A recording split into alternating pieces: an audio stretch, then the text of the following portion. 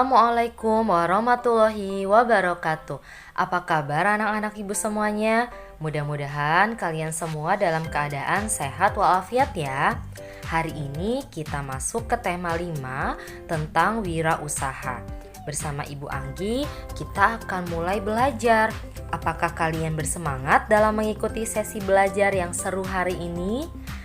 Sebelum kalian memulai belajar, pastikan kalian memiliki hal-hal di bawah ini ya.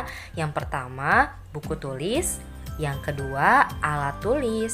Dan yang ketiga, buku paket tematik 6E. Kalau kalian sudah menyiapkan semua hal itu, artinya kalian sudah siap untuk belajar. Hari ini kita akan belajar apa saja ya? Yang pertama, arti bendera dan logo ASEAN. Yang kedua, posisi dan peran Indonesia dalam kerjasama di bidang ekonomi dalam lingkup ASEAN. Kalau sudah siap, mari kita mulai pembelajaran hari ini dengan hati yang senang ya.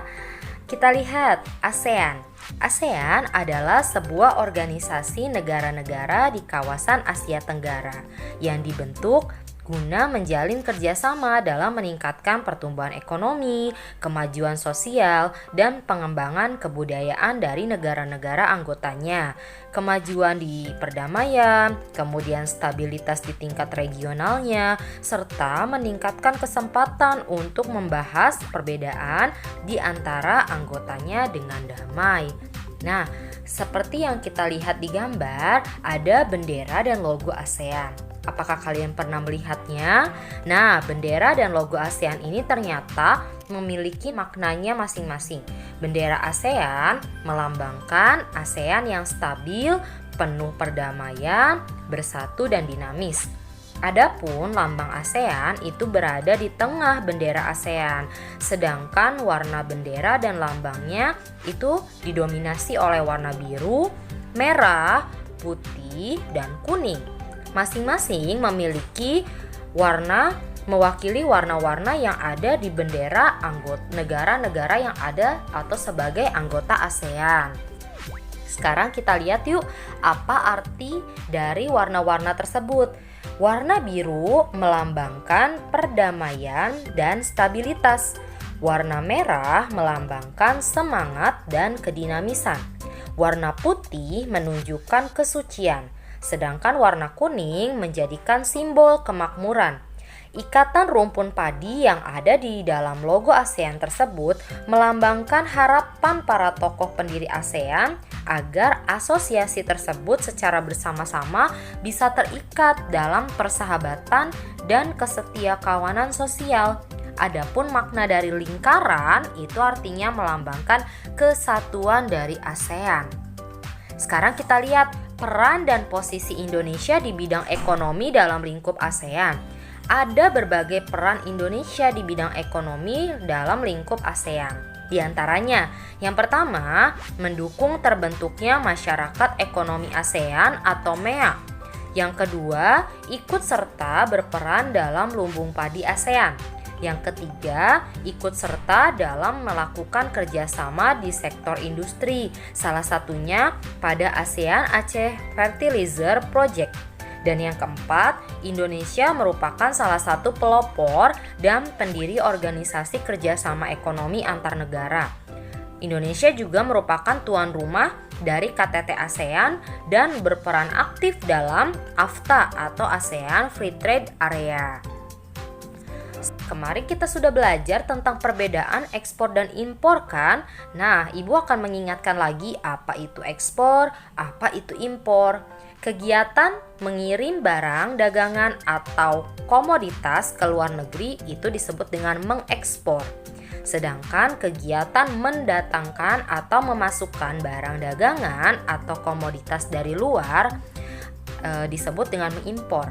Jadi kalau ekspor itu kegiatan kita mengirim barang dari Indonesia kemudian ke luar negeri, itu adalah ekspor. Kalau kegiatannya adalah mendatangkan atau kita memasukkan barang atau jasa dari luar negeri kemudian ke Indonesia, itu artinya kita melakukan kegiatan mengimpor. Sekarang kita lihat komoditas apa saja yang kira-kira bisa dilakukan oleh Indonesia dalam ekspor dan impor. Contohnya nih, dari ekspor dan impor di Indonesia ke wilayah Malaysia. Ekspornya ada di karet, udang, kopi, batu bara, dan lainnya.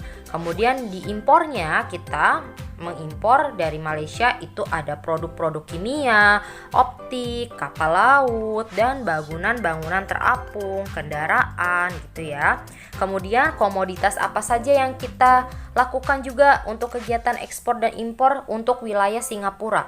Kalau ekspornya kita mengirim minyak mentah, karet alam, timah kepada Singapura. Sedangkan kegiatan impornya yaitu adalah biji gandum, mesin, bawang putih, garam, dan BBM gitu ya. Kemudian komoditas dari wilayah Brunei. Jadi ekspor dan impor yang ke wilayah Brunei itu apa saja? Ekspornya yaitu semen dan barang bangunan, pakaian jadi, mineral hasil olahan. Sedangkan kegiatan impornya kita mengimpor minyak mentah, peralatan transportasi, dan permesinan. Kemudian komoditas yang apa saja yang diekspor dan diimpor Indonesia di wilayah Thailand.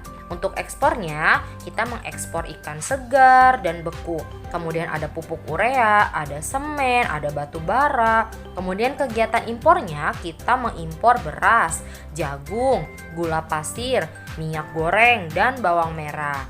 Lalu kalau untuk negara atau wilayah Filipina, kalau wilayah Filipina kegiatan ekspornya yaitu kita mengekspor minyak bumi, bahan pupuk, semen. Kalau untuk kegiatan impornya kita mengimpor bawang merah, kelapa, tembakau. Nah, sekarang kita lihat apakah MEA itu? Nah, MEA adalah singkatan dari Masyarakat Ekonomi ASEAN. Para pemimpin ASEAN sepakat memberlakukan pasar tunggal di kawasan Asia Tenggara pada akhir 2015 agar daya saing ASEAN meningkat dan untuk menarik investasi dari asing atau dari luar negeri. Penanaman modal asing di wilayah ASEAN itu sangat dibutuhkan untuk meningkatkan lapangan pekerjaan dan meningkatkan kesejahteraan. Pembentukan MEA nantinya memungkinkan satu negara menjual barang dan jasa dengan mudah ke negara-negara lain di seluruh Asia Tenggara, sehingga kompetisi akan semakin ketat. Nah, sekarang kita lihat bagaimana MEA itu bisa mempengaruhi kita. MEA itu bukan hanya membuka arus perdagangan barang atau jasa, tapi juga pasar tenaga kerja profesional, contohnya dokter, pengacara, guru, akuntan. Nah, dengan diterapkannya MEA, peluang tenaga kerja asing untuk mengisi di berbagai jabatan serta profesi Indonesia akan semakin terbuka. Begitu pula sebaliknya, tenaga kerja Indonesia juga mempunyai peluang nih untuk bekerja di luar negeri atau di kawasan ASEAN. Hal ini menandakan bahwa kualitas produk dan sumber daya manusia Indonesia itu harus ditingkatkan agar mampu mengikuti pasar yang ada di wilayah-wilayah ASEAN. Ya, jadi apa keuntungannya dengan adanya MEA bagi Indonesia dan juga negara-negara ASEAN? Nah, dari hasil riset terbaru Organisasi Perburuhan Dunia atau ILO menyebutkan bahwa pembukaan pasar tenaga kerja mendatangkan banyak manfaat yang besar. Selain dapat menciptakan jutaan lapangan pekerjaan baru, kita juga dapat meningkatkan kesejahteraan 600 juta orang yang hidup di Asia Tenggara. ILO juga memperkirakan bahwa permintaan tenaga kerja profesional akan naik sekitar 41% atau sekitar 14 juta di tahun 2015. Sementara permintaan akan tenaga kerja kelas menengah itu akan naik 22% atau sekitar 38 juta. Sementara tenaga kerja yang levelnya rendah itu akan meningkat 24% atau sekitar 12 juta gitu ya. Nah, itu adalah kegiatan tentang dalam lingkup ekonomi untuk Indonesia dalam lingkup ASEAN. Sebelum kita mengakhiri pembelajaran kali ini, Ibu akan meminta kalian untuk mengerjakan tantangan pada slide atau video kali ini. Pada tahun 2011, Indonesia pernah menjadi tuan rumah pelaksanaan SEA Games yang ke-26 di Jakarta dan Palembang. Sekarang ada pertanyaan yang harus kalian jawab. Apa pengaruh penyelenggaraan SEA Games terhadap pertumbuhan ekonomi di Jakarta dan Sumatera Selatan? Coba kalian jelaskan. Jadi kalau ada penyelenggaraan SEA Games kemarin itu, apa sih pengaruhnya kepada Indonesia dari pertumbuhan ekonominya? Silahkan kalian jelaskan dengan bahasa kalian sendiri ya. Tuliskan pertanyaan dan jawabannya di buku tulis.